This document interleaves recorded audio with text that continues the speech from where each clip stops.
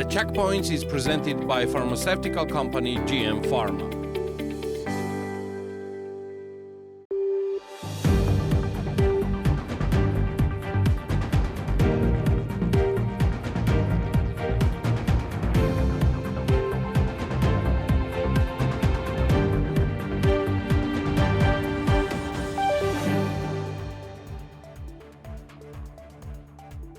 In 2023, the Competition and Consumer Protection Agency imposed fines totaling 58 million lari on companies following investigations as detailed in the agency's annual report. The most of this amount, 53 million, came from fines imposed on pharmaceutical companies. We are getting ready for a new enlargement. At the moment, we have 10 candidate countries. Some of them are ready to move very fast. Others want to move slower. The others who have some doubts and hesitations, it is for you to decide if you want to be part of the next enlargement or not, said the EU ambassador to Georgia, Paul Hurczynski. The EU ambassador declared that Georgia is a fully independent, sovereign and democratic country, and its future is entirely up to the country itself. The European Bank for Reconstruction and Development is providing a 28 million euro sovereign loan to modernize and rehabilitate the Enguri hydropower plant, Georgia's largest electricity plant. The financing extended to the plant's operating company, Engur HESI Ltd, will be complemented by a grant of 7 million euros from the European Union. This financing package will fund long-term structural stability works of the Enguri Dam, repairs to the underground tunnel and penstock to ensure a more reliable power generation and grid system. In addition, the investment will reduce water leakages in the head race tunnel and enable additional renewable energy production. The funds will also be used to construct vital infrastructure such as roads, to monitor the dam, improve the safety and reliability of the electricity grid and energy generation, as well as create a fish passage downstream of the Enguri Dam. The United States has both publicly and privately with Georgian government officials expressed our serious concern about this draft legislation. We are concerned that the legislation will derail Georgia from its European path, said the U.S. ambassador to Georgia, Robin Dunnigan, remarking on the transparency of foreign influence bill resubmitted by the ruling Georgian Dream Party. According to the ambassador, the draft bill is not just a concern from the United States.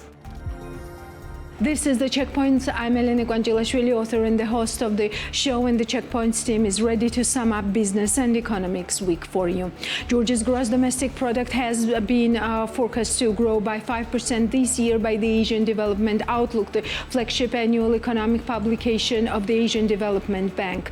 Published on Thursday, the report said growth was expected to accelerate to 5.5% in 2025, boosted by continued gains in tourism and investment. Leslie Bierman-Lam, the ADB country director for Georgia, said the country had been growing steadily in recent years. A strong focus on regional cooperation, private sector-led growth, developing the country's undoubted human capital and adopting policies and actions that fast-track the transition to a greener and more climate-resilient economy will help to accelerate prosperity and strengthen social security, she said. The ADB said inflation was projected to accelerate slightly to 3.5% in 2024 and further to 4% in 2025 as commodity prices rose moderately. It said the fiscal deficit was projected to satisfy the government's fiscal rule by remaining below 3% of GDP in 2024 and 2025, reflecting further improvements in revenue administration,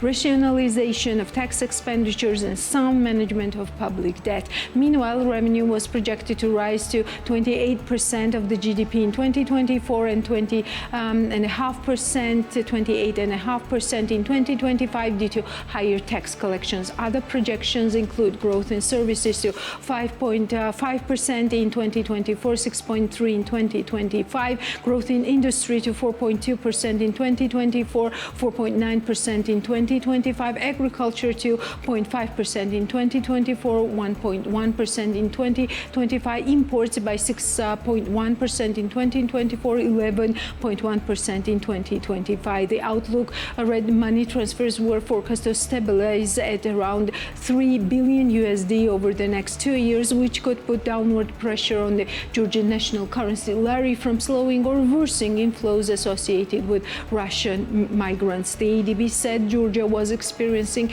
an aging population because of below replacement fertility, increasing life expectancy, and outmigration of working age people. It suggested the government needed to strengthen social protection programs and create new jobs for the elderly to promote social inclusion, and noted it was critical for the government to introduce policies that encourage women to enter the labor force. As we've seen, Georgia's been experiencing strong economic growth, and we believe that will be continuing, as noted. The government is focusing on regional cooperation and integration, human capital development, as well as private sector-led development and growth, which are all critical to sustaining the economic momentum.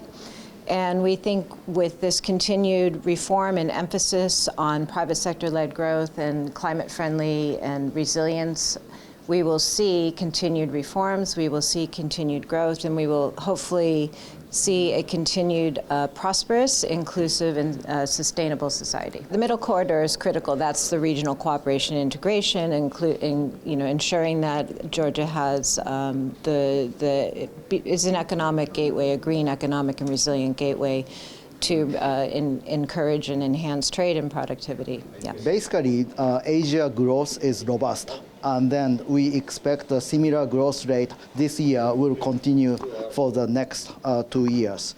And then there are many assumptions we have. And then one of the big factor in this the forecast is number one, the U.S. inflationary pressure.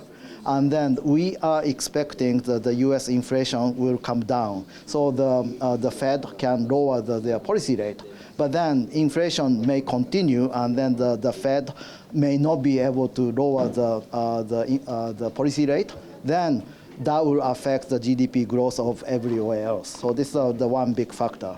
Number two, it's a Chinese real estate market, and then we still do not know the magnitude of this Chinese the real estate market, how big it is, how much negativity will spill over to other countries. China is still one of the largest the economic partner of any countries. So this Chinese real estate market vulnerability may continue, may affect negatively. Another issue we are concerned about is climate change. And then this is El Nino effects. And then if the climate change affects many countries, that will bring down the economic growth of the countries which are affected. And also, as we saw, the huge earthquakes in Taiwan, and then this Taipei, China type of the earthquake, of course, will bring down the economic growth. So those factors affecting. So our forecast for the next 2 years is actually based on the assumptions that the U.S. economy will be doing well, inflation will go down, Chinese real estate market is not as bad as we thought it could be, and then the climate change does not affect as much. We have the economic model, and then, of course, the oil price, the predicting oil price is very, very difficult. And then actually no one knows what will happen. So, of course, the oil price increases much more than we thought, which is we expected $80 per barrel. If it goes down, then that will affect the production cost, and then that will increase inflation. And then that may slow down the economic growth. So only the thing we can say is we predict oil price is $80, and then our forecast is based on this figure. And then if the oil price increase more, then we have to change, inflation will increase and GDP growth will decrease.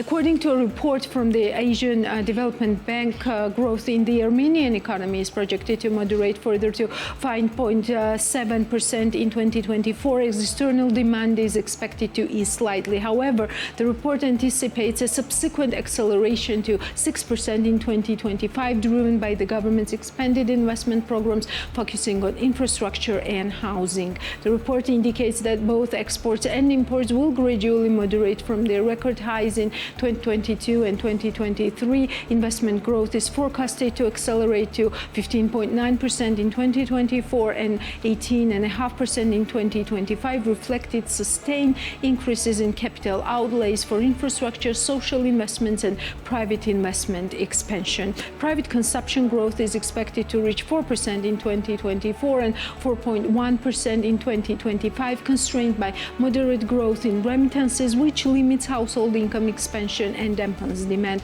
Public consumption is projected to grow by 12.2% in 2024, driven by higher transfer payments, before moderating to 11.1% in 2025 as the increase taper off. Despite the overall slower growth, the report highlights robust expansion in construction and consumer services. Services are forecasted to grow by 9.3% in 2024 and 9.4% in 2025, supported by increased tourism inflows and strong gains in finance, recreation, retail, trade, transport, and information and communication sectors.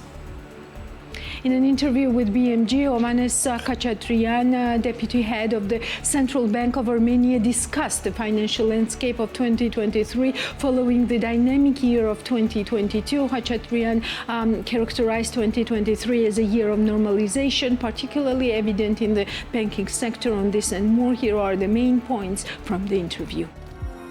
We approved the purchase of Ameriabank by the BOGG, Bank of Georgia Group PLC company, and Bank of Georgia Joint Stock Company, together with the proportion of 60 and 30% of Ameriabank on 29th of March.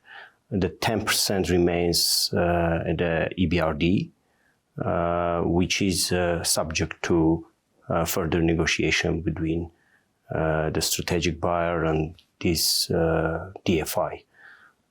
We are welcoming any foreign direct investment, strategic investor in financial sector. We have a history of different foreign banks coming and going in our market, and we enjoyed in very different phases the presence of global banks like HSBC, ProCredit Bank, others from different emerging markets as well.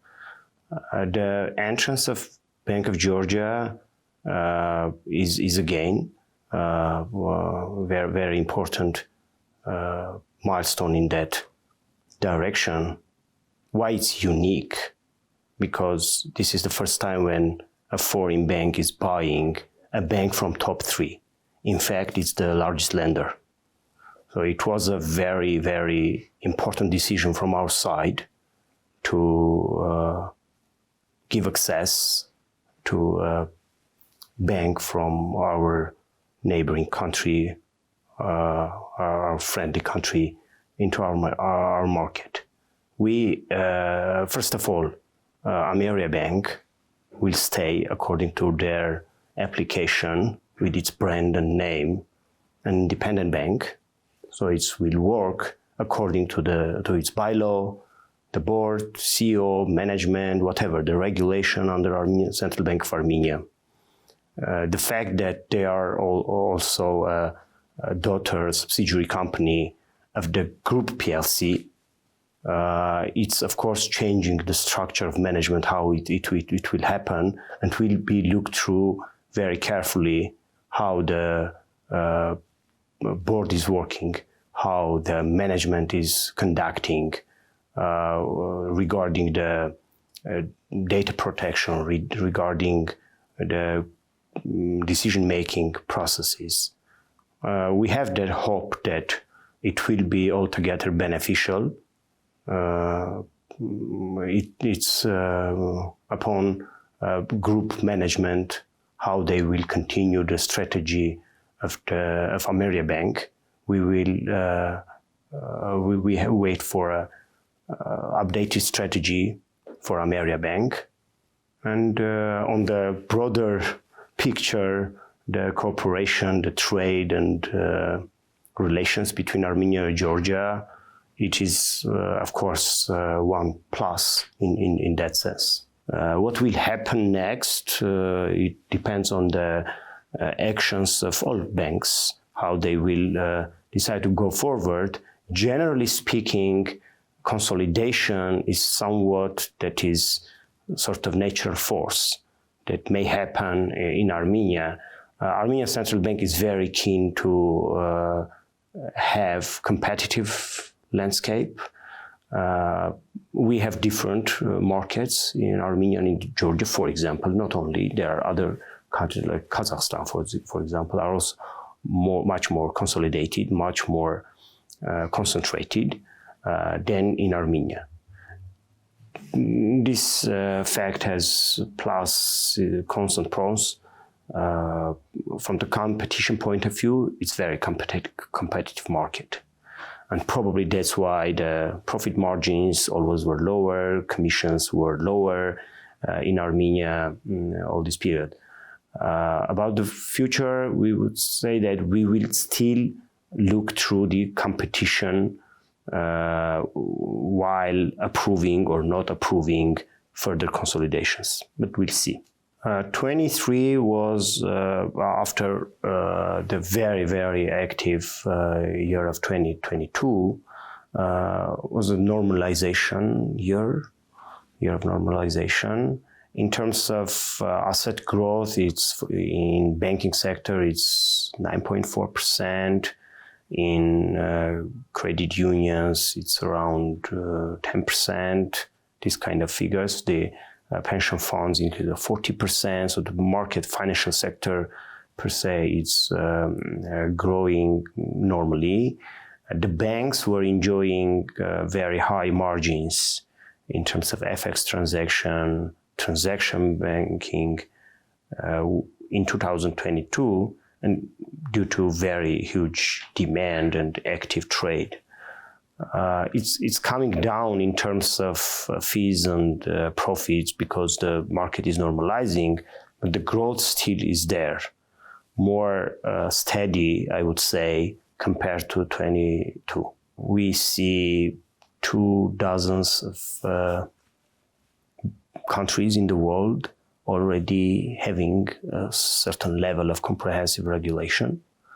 In case of Armenia, we have a draft law with different sub laws or other legislative acts, a big package that we are discussing right now with financial sector, with institutions and companies who are already engaged in that business without having license, because we don't have license.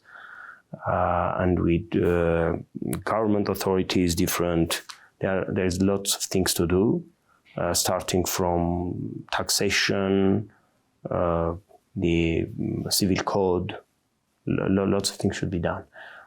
In two words, it is a law which is allowing actually transactions with cryptocurrencies.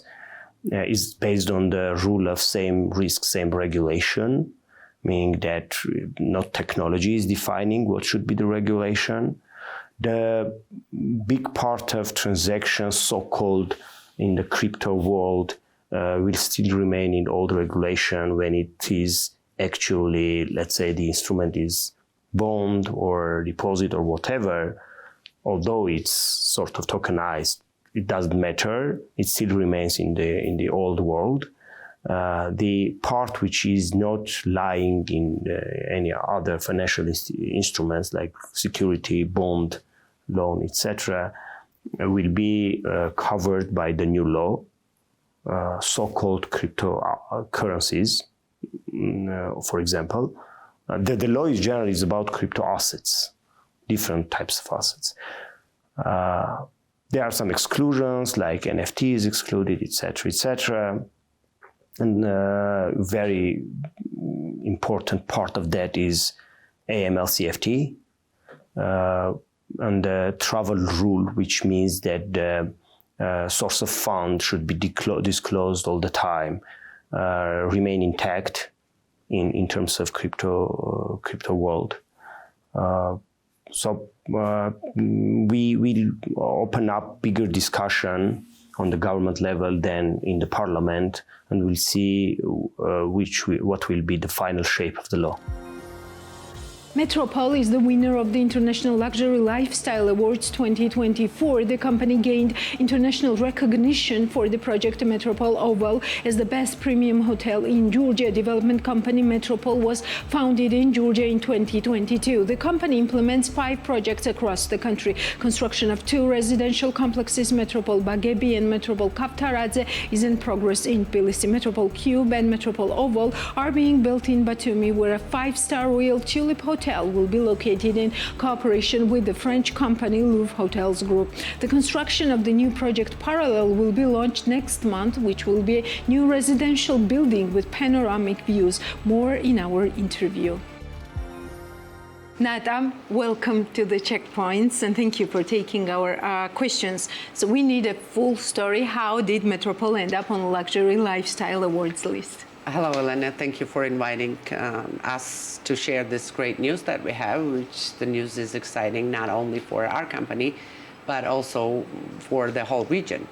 The Luxury Lifestyle Awards celebrate excellence in various different sectors, including real estate.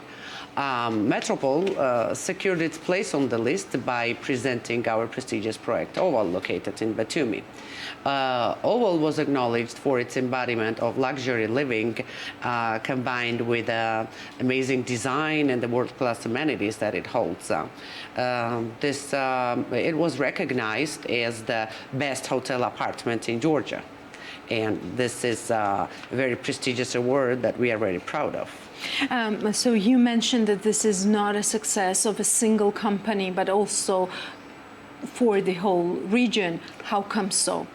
Well, in order to participate, there are certain criteria that a certain project has to meet. We have overall over 100 countries represented in the competition.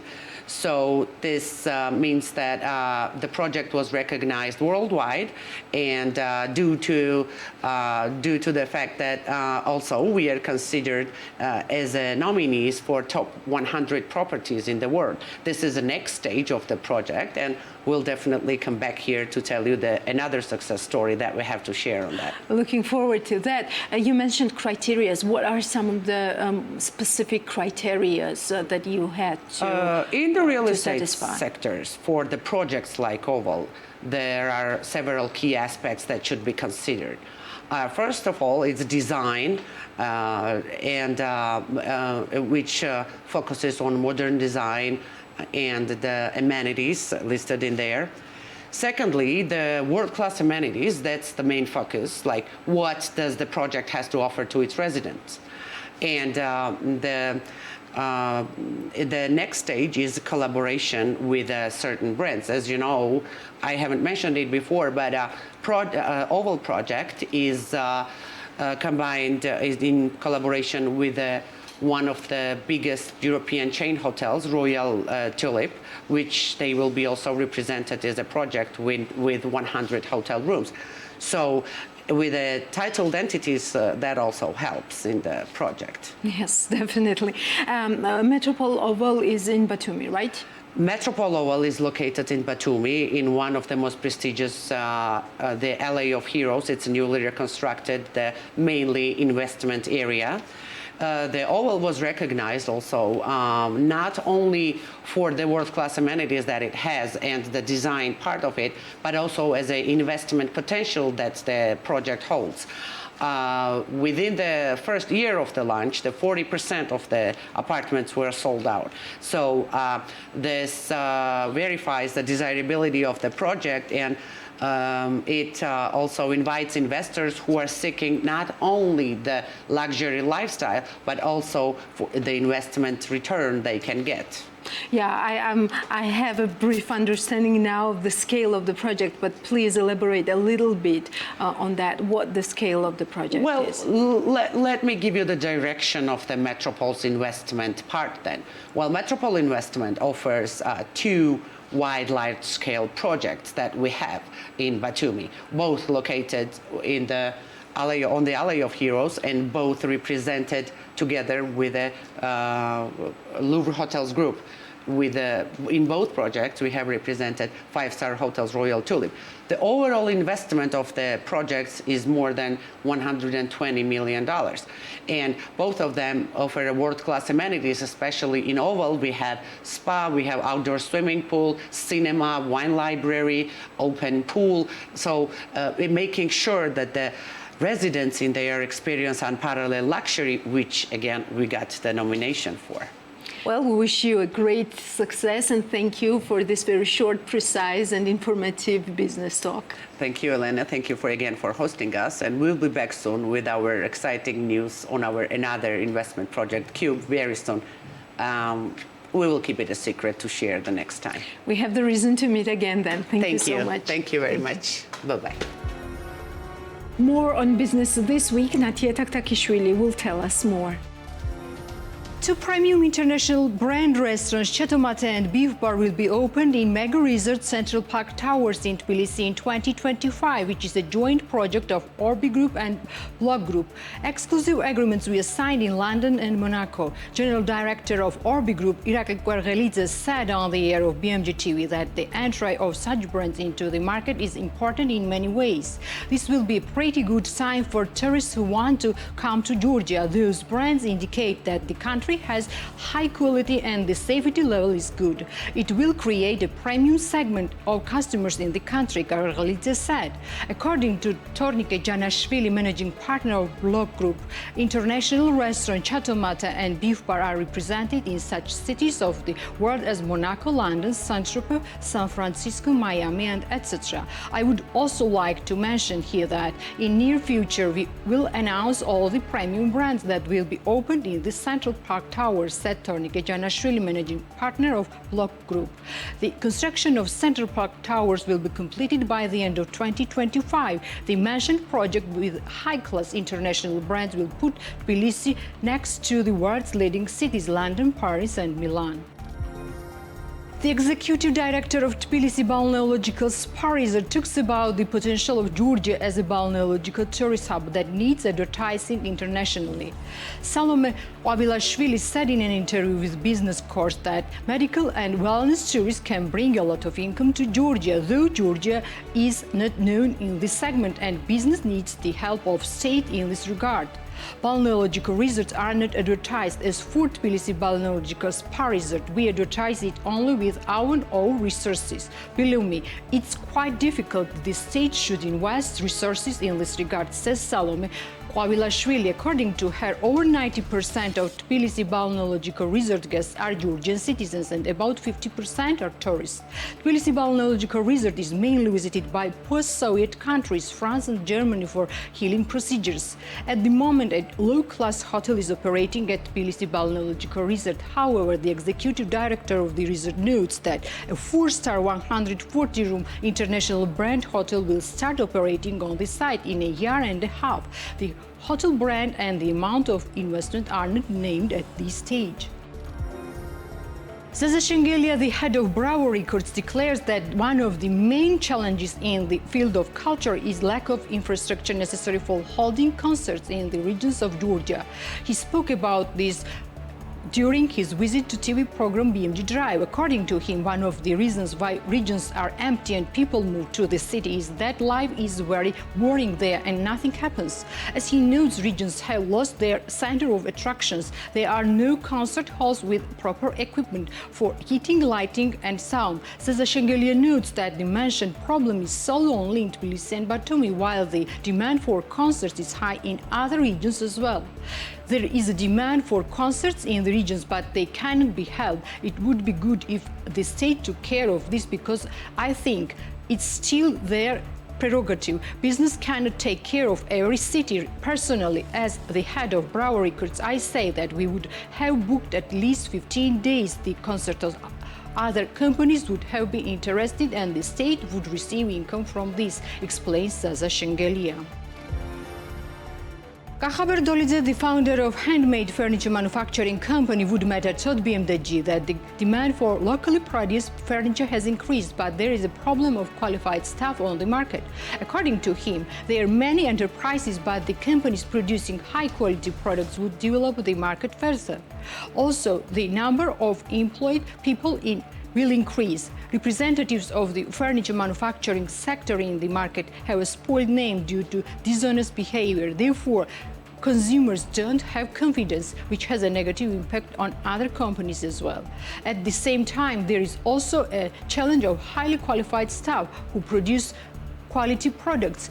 Many qualified personnel have gone to Europe, and it's very difficult to find a staff with good working experience, said Dolidze. According to him, in order to eliminate staff problems, it would be good to have a suitable school where the students will taught the crafting. The new wine gastro space Vashastrasse was opened in Tbilisi 3 months ago. Maya Murgoshia, the founder of the restaurant, declares that the concept of wine bar is to offer guests Georgian national wine and dishes with European service. According to her, one of the important components of the company is the presentation of Georgian dishes and drinks for both local and foreign guests. Over 130 types of wines are represented in wine gastro space Weinstrasse. The Weinstrasse space includes 2 halls connected by arcs, a restaurant and wine tasting hall, as well as a wine rack, a wine bar accessories corner, and etc. The walls of gastro space are built with a mixture of brick and flat stones, which adds a special authenticity to the Weinstrasse. The gastro space can receive 70 people, and at the same time, we serve them with a team of 7 people, said Maya Murgoshia. Wine gastro space Weinstrasse is located on the first floor of a historic building in 1915 by the collaboration of Georgian and German architects on Gorky Street. Tiana Markarashvili, manager of Alpine Lounge Hotel and Restaurant located in Kazbegi, told BMDG that the winter period is very difficult for Kazbegi. According to her, the access road to Kazbegi is dangerous due to the avalanches, while in winter the roads are closed due to heavy snow for a long time and hotel reservations are often cancelled. The season in Kazbegi starts in May, but last year the season started in the middle of July, which was probably due to the environmental factors and the Russia-Ukraine war. Our goal is to offer the customers such rates that are adjusted to Georgian guests. Last year, we hosted a lot of Georgian tourists. As for the current year, the occupancy rate of the hotel is 20%. From April, the cost of accommodation per night ranges from 150 lari to 350 lari. The price change depends on the demand. We already have reservations from Europe as well as Asia, namely from Thailand and South Korea for May, said the hotel manager. As for the current year's plans, the tourist facility plans to sign memorandum with universities to share knowledge in the tourist and hospitality sector with the students. Other conditions have not been specified at this stage. Alpine Lounge Hotel and Restaurant has been operating in Kazbegi since 2019 and offers customers traditional and non-traditional dishes as well as variety of wines, including Qvevri wine. The hotel has 80 rooms in total and can accommodate up to 40 people. As for the restaurant and terrace, it can be host 50 people at this stage. The tourist facility employs about 10 people.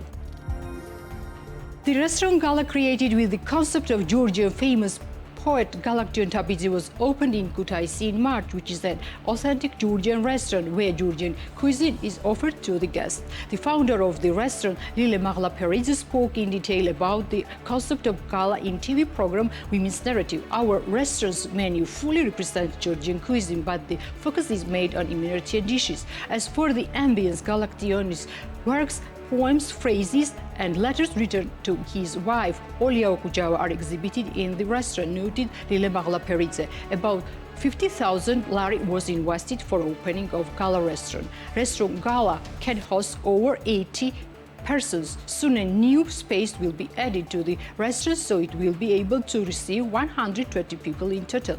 The menu is quite extensive. As for the wines, a small family wineries, basically organic wines, are offered to the customers. At the moment, 8 people are employed in the restaurant. A new 4-star Lilo Hotel and Winery was opened in Kutaisi this year. The hotel includes 16 rooms of the highest standard, as well as bar, restaurant, a conference hall and terrace. As the manager of the hotel, Mariam Goletiani, told BMDG, they are still waiting for guests and they hope that their number will increase with the start of the season. According to her, they are starting active work on the promotion of the hotel right now and are conducting negotiations with tourist companies. The hotel has been opened in April. The tourist facility includes 16 rooms and can accommodation in a standard room for one night with breakfast starts from 150 lari and the cost of a deluxe room reaches 280 lari. In addition, we have a winery near Kutaisi, a 20 minutes drive away, where we produce wine and vodka. Therefore, if the guests are interested, we will offer a wine tasting service, says Goletiani. According to her, the hotel employs 10 people. However, after the activation of facility, it's planned to add more personnel. Currently, the process of retraining the staff is underway so that the employees of the hotel will meet all the standards.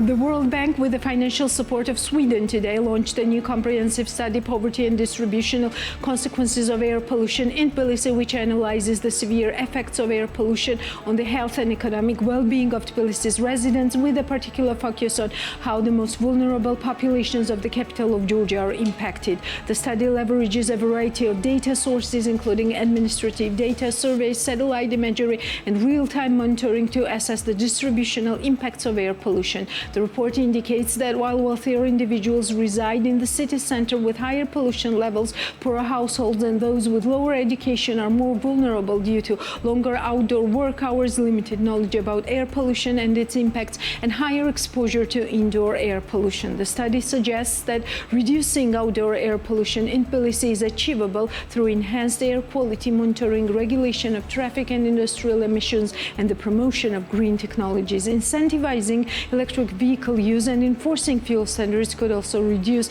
traffic-related emissions while preparing Georgia for the green transition, according to the World Bank. Additionally, introducing carbon pricing, a policy instrument designed to tackle greenhouse gas emissions, could markedly improve local air quality by reducing overall emissions. World Bank says indoor air pollution levels in Tbilisi often surpass outdoor ones and pose a significant threat. The study points out cooking, smoking, and building insulation materials are major drivers of indoor air pollution in the capital. The report recommends targeted taxation on tobacco and polluting cooking fuels, as well as information campaigns and incentives for adopting air quality monitors. The checkpoint sat down for the interview with Luis Felipe Lopez Calva, the World Bank Global Director for Poverty and Equity Global Practice.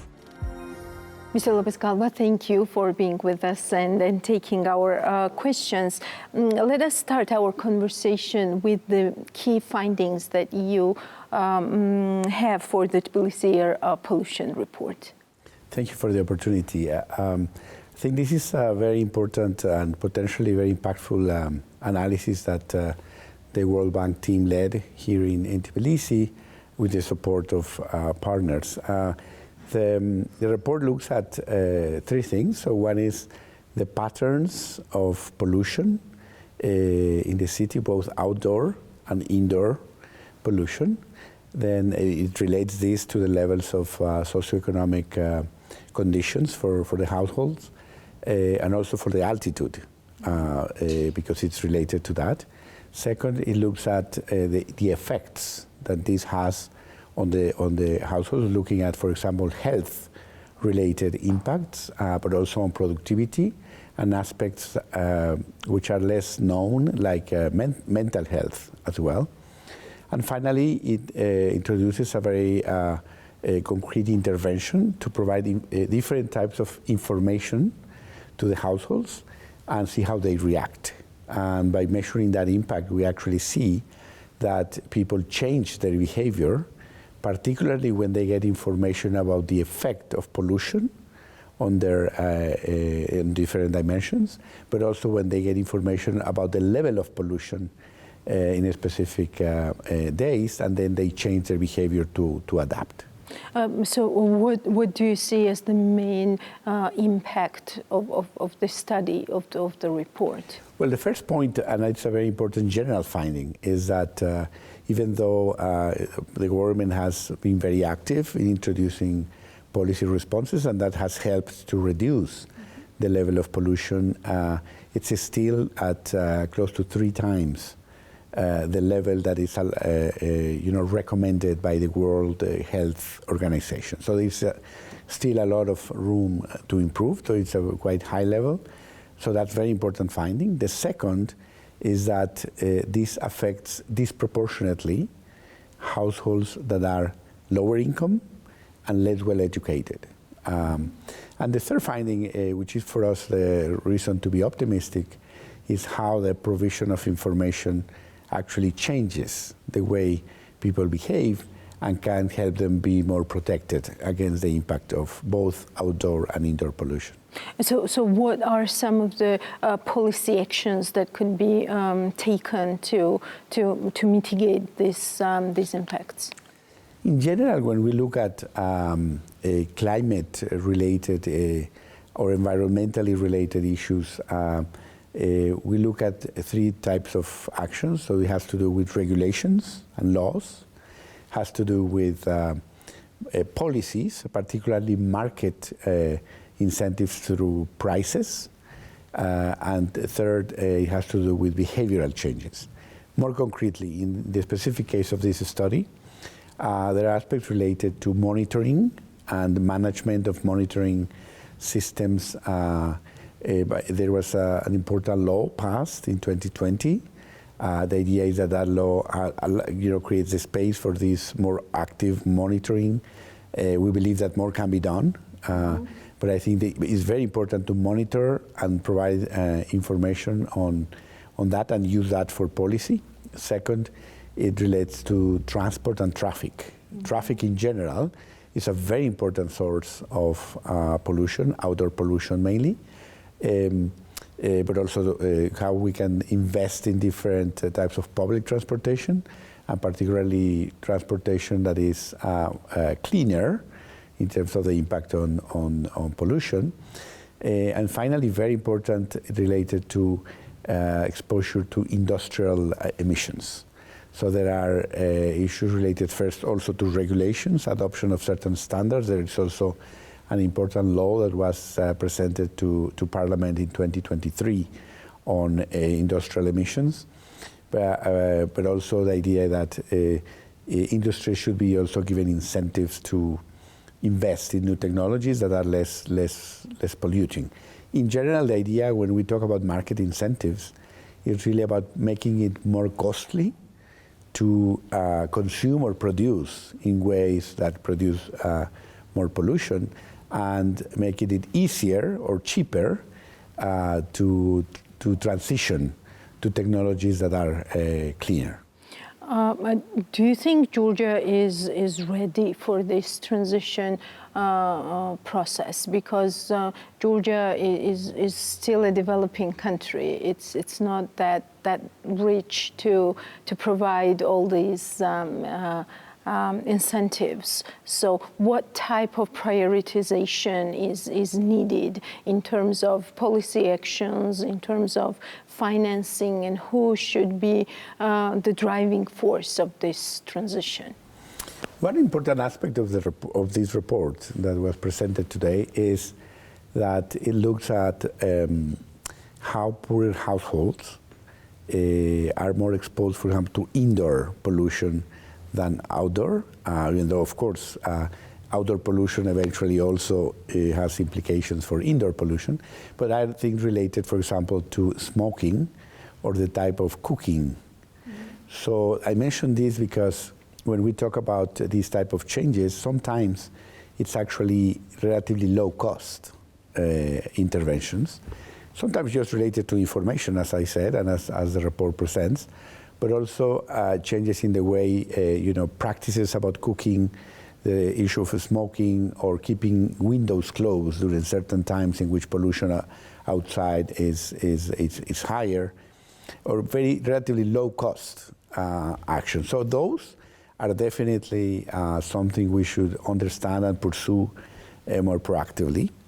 The other type of transition, I would say that is very feasible for Georgia in general and Tbilisi in particular, because some of them have actually been adopted and has to do with regulations and the enforcement of these regulations, and maybe translate those regulations, for example, about monitoring and management of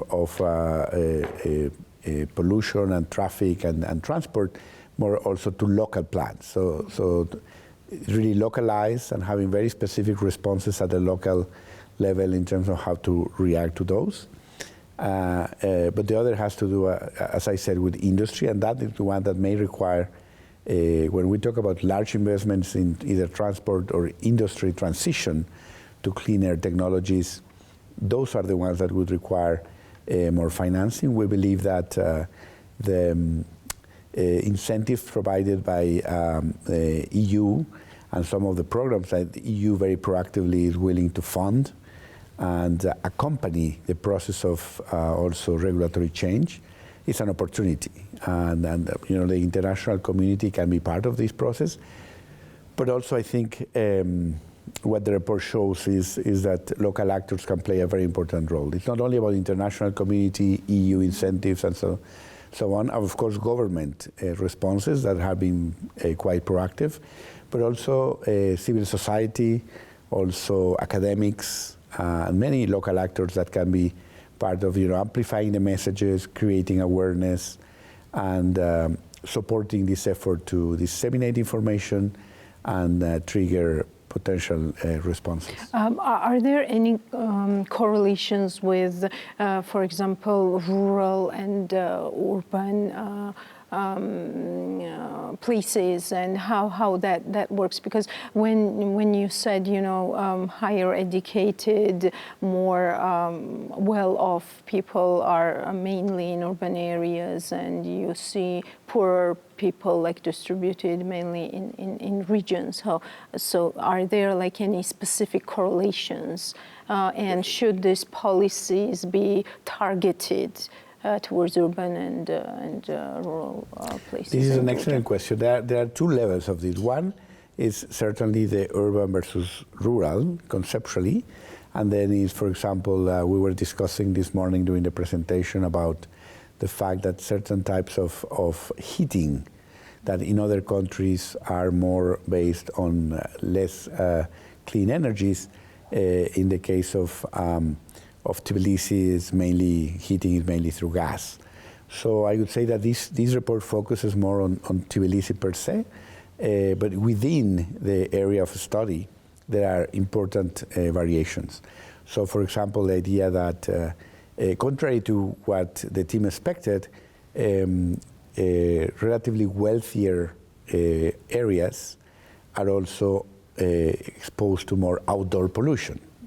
However, within those areas, those that they can afford move into places that are less exposed. And this is related, for example, to houses, the pricing of houses. So there is a correlation, for example, very clear between the pricing of housing and how this leads to certain type of sorting. So people that can afford to move into those relatively less exposed areas do so. So yes, that's why the markets also matter, and how you introduce incentives through prices is an important area. But you mentioned the idea of targeting policies, and I think this is very important because you can think of populations that are more vulnerable, as we said, maybe people who are less able to absorb the information, or people who are more exposed to indoor pollution or in poorer areas, for example. So the idea is that policies should be also directed specifically to those more vulnerable populations that are either more exposed or less able to cope or to respond. So if we have more targeted policies, we can be more effective. So it's not only about general policies, it's also about very concrete and targeted interventions that can be really effective. I like this idea of linking air pollution not only to, for example, health, which is obvious, but also to the general economic framework, how economy responds to this pollution. Thank you for that. You mentioned that the focus was on Tbilisi, but do you think that these approaches might be replicated, might be scaled up? Could Tbilisi become some kind of a role model with this report for the rest? As you mentioned at the beginning, I'm actually I play a global role in my position in the bank, and one of the reasons why I'm here is because of the relevance that this particular issue has in many places globally. So I would say that, of course, within Georgia, this could be not only replicated but more effectively used to lead to better monitoring, to better interventions, and so on. But I think I definitely see this as a study that can be replicated and used in other places, in other regions, in other parts of the world, because it's very important. One message that is very important to give, and this report helps us with that, is that we tend to think of environmental issues and poverty reduction always as two things that we have to choose between them, right? It's like a trade-off. And this report shows that actually, if you are very effective in reducing pollution, you are also being more effective in having pro-poor policies, which means the impact of that effort to reduce pollution is going to have particularly a positive effect on the poor. So the fact that these two objectives go together is a message that is very powerful, and I think it's something that we want to bring to other places as well. So if we look at on the global scale first, where is the world poverty-wise? Because the pandemic, now this war, these events are kind of amplifying this poverty, right? Correct. Actually, if you take the extreme poverty line that we use globally, which is $215 per person per day, corrected by purchasing power. And if you look at the effect of the COVID pandemic, actually it was the largest increase in poverty globally since World War II. So this is it was a huge effect. Now we have recovered, and we are at the global level. We are more or less at slightly higher than we were pre-pandemic, so there has been a recovery.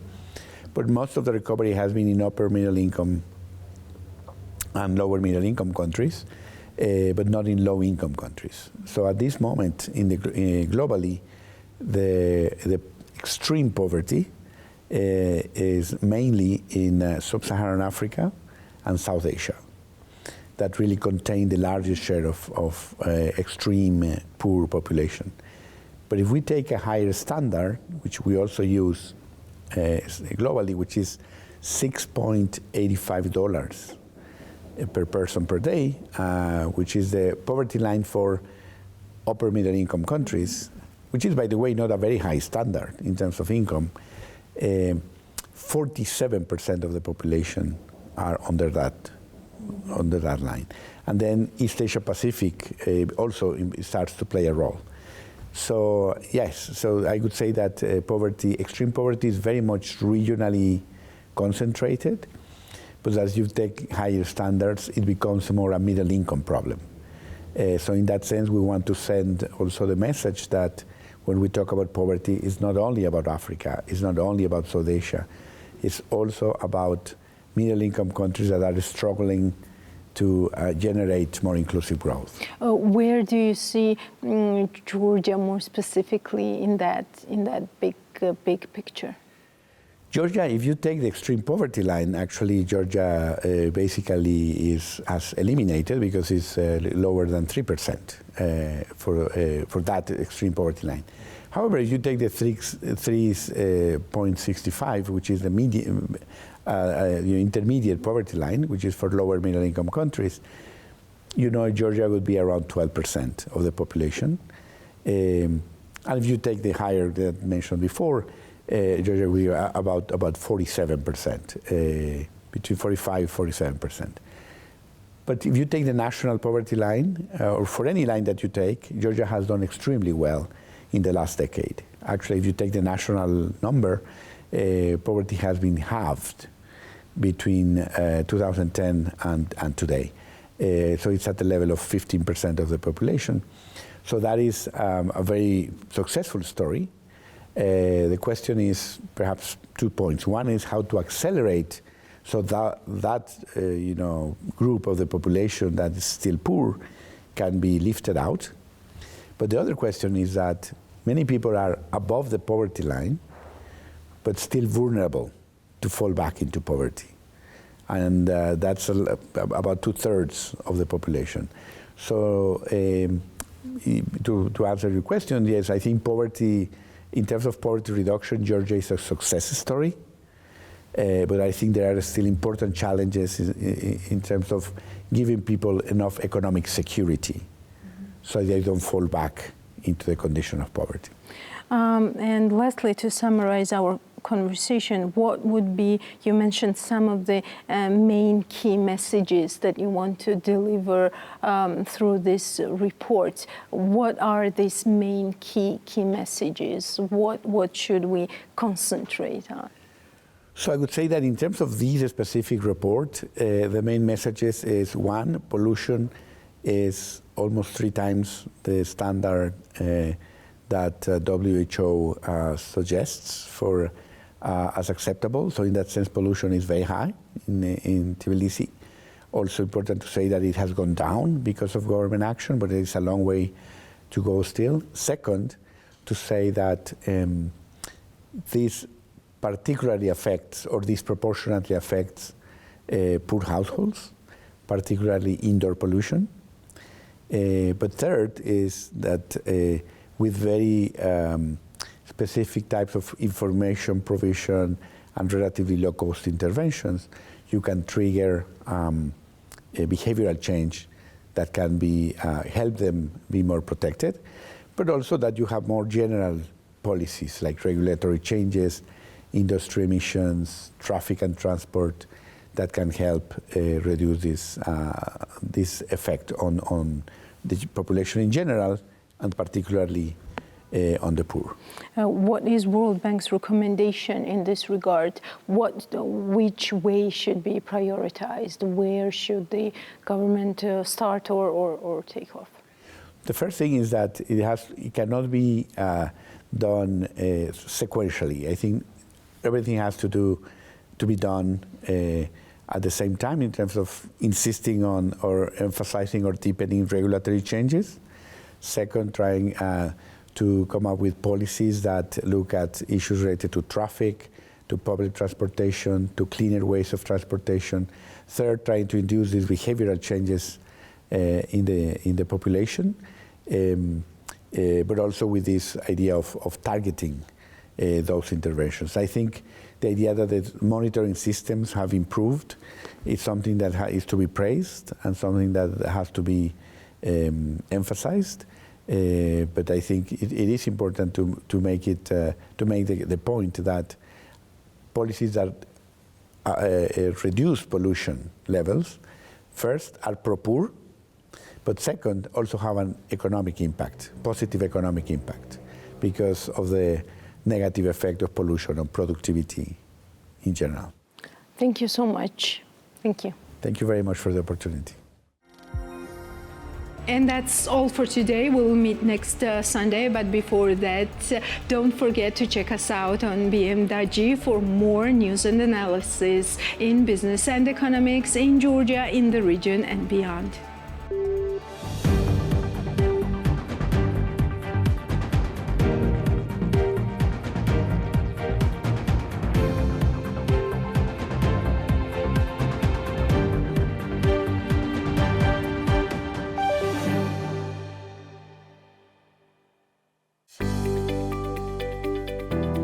The Checkpoints is presented by pharmaceutical company GM Pharma.